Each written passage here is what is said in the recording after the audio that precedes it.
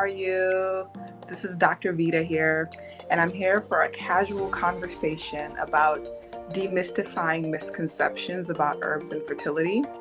I've received a number of questions from people that I already work with, just curious about why there's sometimes this stigma or this label about herbs being used in witchcraft or other religions outside of Christianity. And so before we get started, I do want to let you know that I do believe in Jesus Christ. Those are my particular beliefs. And not everybody shares my beliefs, and I'm completely accepting, and I know that. But I do want to talk about herbal medicine and holistic medicine as it relates to my particular faith. Now, while I do know quite a few people that are Muslim, I don't know enough about the Muslim faith to have an opinion about using herbs or even knowing about herbs in the Muslim faith.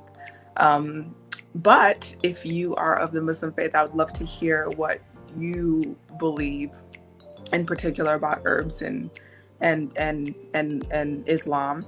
And also, some people ask me about astrology and herbs. I do not know enough about astrology. I actually don't really know anything about astrology. So I don't use astrology in my programs, and I just don't know about it to have an opinion. So maybe you can go to someone else with questions about astrology and herbs and holistic medicine. So what I'm going to talk about is demystifying misconceptions about herbs and Christianity. Now, some people associate herbs with juju, witchcraft, things like that. And so some people may think that because I talk about herbs a lot that I participate in, well, nobody's ever suggested that I participate in witchcraft, but people always have a question like, how do you balance being a Christian with using herbs? But herbs are just plants. So whenever we use the term herbal medicine, it's just a way that we use plants. So this could be from garlic to collard greens to cucumbers, any plant form that's used for medicine, perfume, food, or flavorings. That's an herb. Okay, so we can use herbs for perfume. Those are essential oils. We can use herbs for food. And so that's your cilantro maybe. We can use herbs for herbal medicine. And those are the ones that I typically talk about, are the herbs that we use for medicine. And so this connotation about herbs being only for witchcraft, that's a complete misunderstanding. Now, people can go to a witch. I've never met a witch before. I don't know much about witchcraft, so I don't like to comment on things that I don't know about.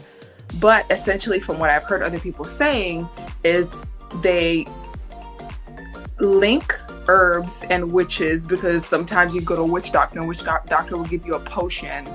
And so then you take that potion and do whatever it is that you need to do with it. That's not what I suggest.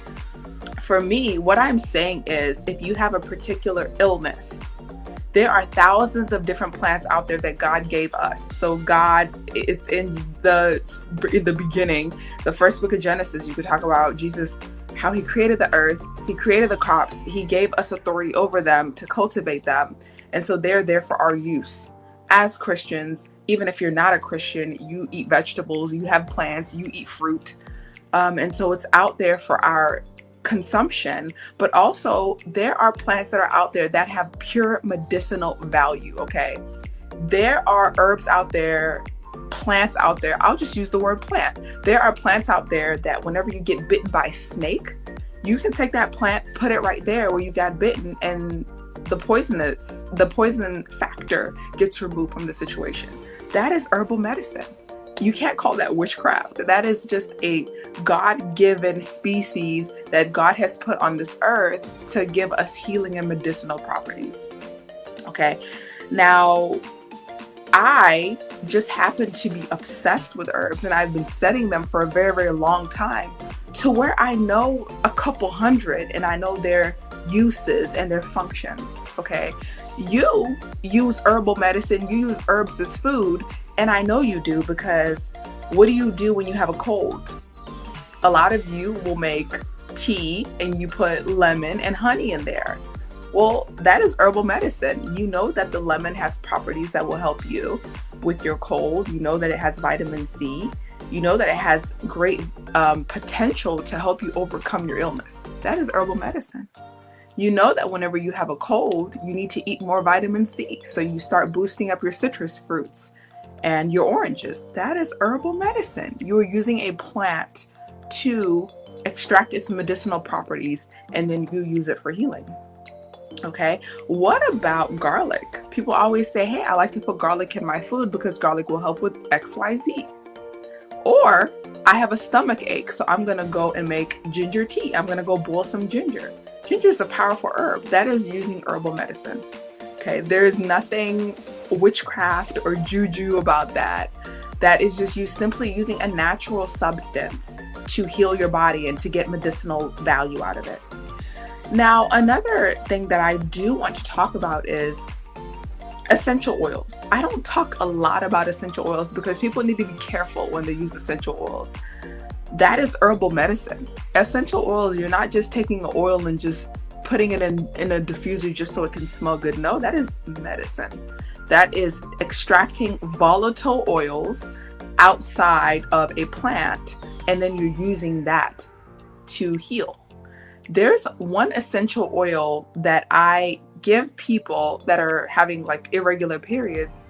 They rub it on their skin. Within 2 weeks, their period is regulated. That's how powerful that essential oil is. Okay, so you can use essential oils. That is a form of herbal medicine, but then you can also use them as fragrance. Okay. And I also wanted to answer a question about holistic medicine and what holistic medicine is. Holistic medicine is just saying you're treating the whole person.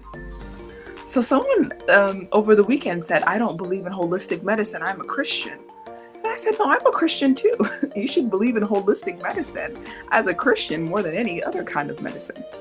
So you would rather go get surgery and other more aggressive forms of therapy rather than being treated as a whole person. So when I say holistic medicine, I'm saying that you have high blood pressure issues, right? So we shouldn't just give you a pill to just treat your high blood pressure and just cover it up. No, we need to figure out why you have high blood pressure issues. So whenever I have a woman that's coming to me with irregular periods, I don't want to just say, hey, go take birth control to regulate your period. The birth control is not getting to the root cause. We need to figure out why your periods are irregular. Okay, so when I say holistic medicine, this isn't talking about juju. This isn't talking about witchcraft. It's not talking about some other forms that are outside of religious beliefs. This is just pure nature. This is just saying, hey, there's something wrong in your body, so let's look at your entire being. So, okay, what's going on with your finances? What's going on in your head? What's going on in your mind? Are you getting enough sleep?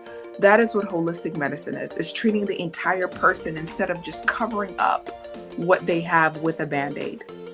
Okay, so I think if you all are interested in, for those that are Christian and those that do care about like the facts about Christianity and herbs, you can look in the Bible. There are countless examples of people using herbs in the Bible.